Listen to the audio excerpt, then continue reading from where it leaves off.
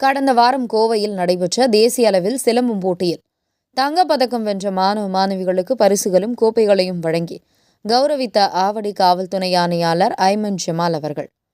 ஆவடி அருகே சேப்பா அகாடமி மற்றும் new young சோடாகான் karate foundation பயிற்சியாளர் சங்கீதா ராஜா அவர்கள் நிகழ்ச்சி ஏற்பாட்டில் 20 ஆண்டு கோடைகால தற்காப்பு கலை சிலம்பம் மற்றும் கராத்தே பயிற்சி நிறைவு விழா நடைபெற்றது.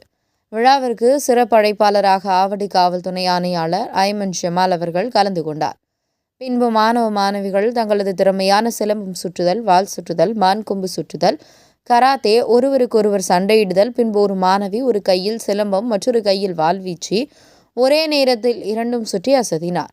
பின்பு கோவையில் தேசிய அளவில் நடைபெற்ற சிலம்பம் போட்டியில் தங்கம் பெற்ற மாணவ மாணவிகளிடம் சிறப்புரையாற்றினார்.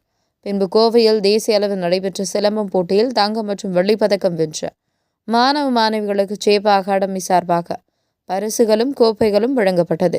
இந்நிகழ்ச்சியில் 500க்கும் மேற்பட்ட மாணவ மாணவிகள் மற்றும் பெற்றோர்கள் கலந்து கொண்டனர்.